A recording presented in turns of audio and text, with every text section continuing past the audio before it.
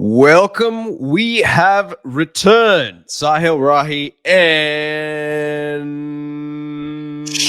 Roy. It's been a while, Indonesian fans, but today we are covering your team because it's this time. We told you, we promised you we'd be back after the last round that finished up, and we have returned.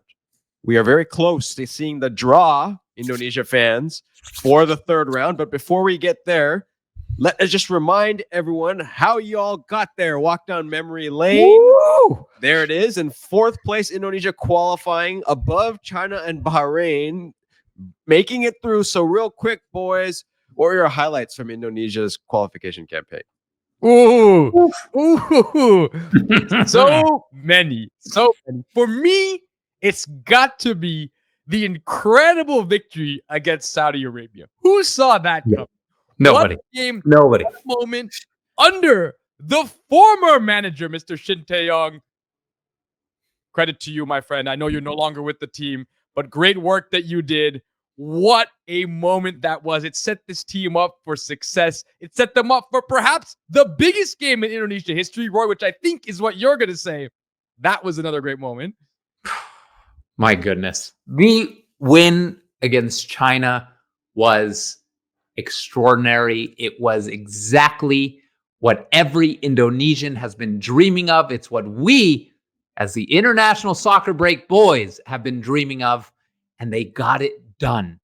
They got it done, and they have opened the possibilities of the world upon this national team. And it's such an incredible, exciting moment, this next round coming up. But let's give credit to everything that has happened since 2019, guys, because this team, the way it's evolved over just a couple of years, 5 years, 4 years, starting with Shin Tae-yong, the PSSI, the way they have recruited dual nationals at a rate that the rest of the world envies. Indonesia is on the map, and it is a shining star on the map of global football.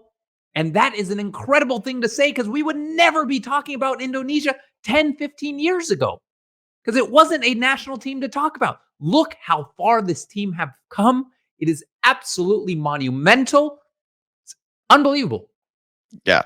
It is quite unbelievable. We're going to get straight into it now because, like I mentioned, the fourth round is coming up very soon. And now the question is, it's going to come in October. So the question is for you both, between now and then, we'll do another video after the draw just to talk about who they'll actually be playing. So stay tuned for that, Indonesian fans, when that happens. But between now and then, regardless of who it is and who they're playing, what does this team need to do? Sit back, stretch out, get ready. They are ready for the next round. They don't need to do a single thing. This team is ready. They know these teams that they're going to play. We shall see. We are awaiting the draw. But to be candid, Roy, they have the players, they have the manager, they have the system now. These guys need to stay healthy. They need to continue to play for their clubs. But they're ready. They are ready, but let me just say this. This national team has shown two faces during this qualifying campaign. It has shown a face where they lose, 5-0? What was the score against Japan? I try to forget. Yeah. And I don't want to know the actual score anymore. It wasn't good. We could tell you that It was much. not good. So we see two faces. We see that face. We see the face that lost against China. We see the face that comes out and has an absolutely chaotic defensive display.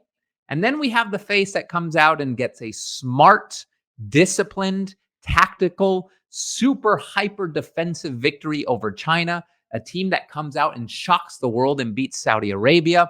So this is a team with two faces.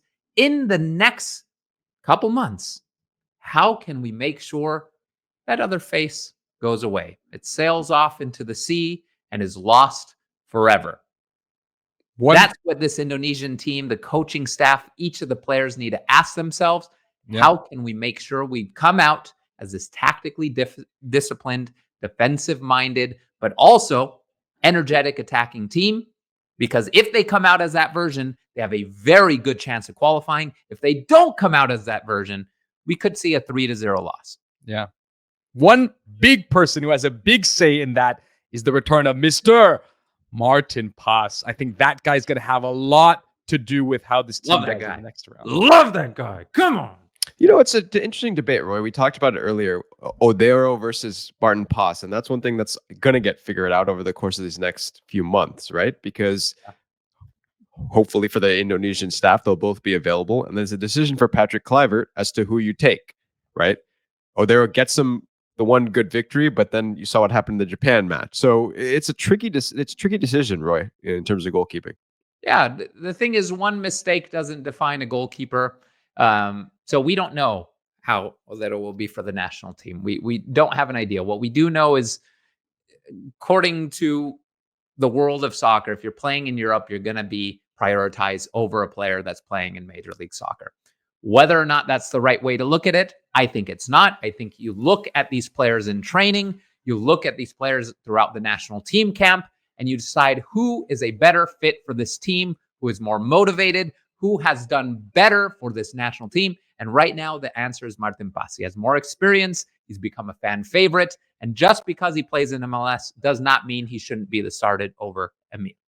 And it's confidence, right? When you're a defender, when you're Jay Idzis, and you look behind you, you've had Martin Pass for multiple matches, right? You know what he's capable of, and you just feel a sense of confidence as a defender, and he brings that leadership. So for me, it's about consistency. It's about the fact that these guys know him. They feel confident when they look back. I would take Martin Pass.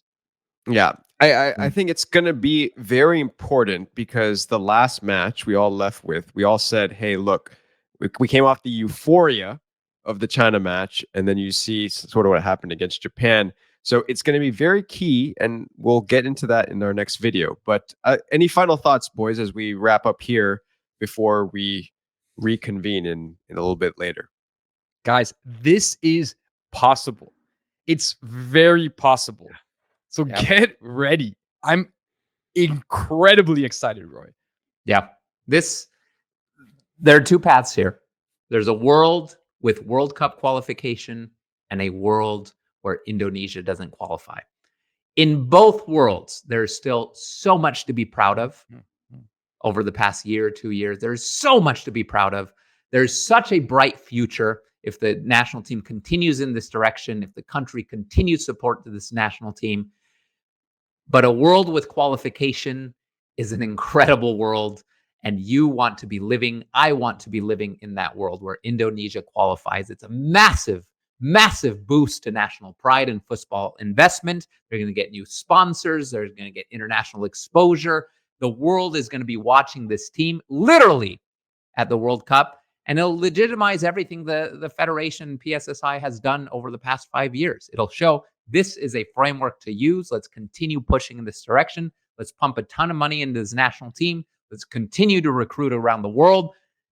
It's an incredible thing if this happens. But if it doesn't, I'll be heartbroken. I know Rocky and Sakio will. I know the nation of Indonesia will, and probably the world will. Well, because we want to see all y'all here in the U.S. We want to see come. you here. We can come. Roy's going to bring you all to his house. So, wow. I could fit 7 of you. I could fit 7 in my house. That's not a promise. That's not sleep on the floor. But we would love to see all you guys here in the U.S. So, all right, everyone. For all you fans of the Indonesian national football team, keep watching these videos. Please subscribe if you've been enjoying, and we will see y'all after the draw. Let's see who you're playing. See y'all soon. Vamos, Garuda.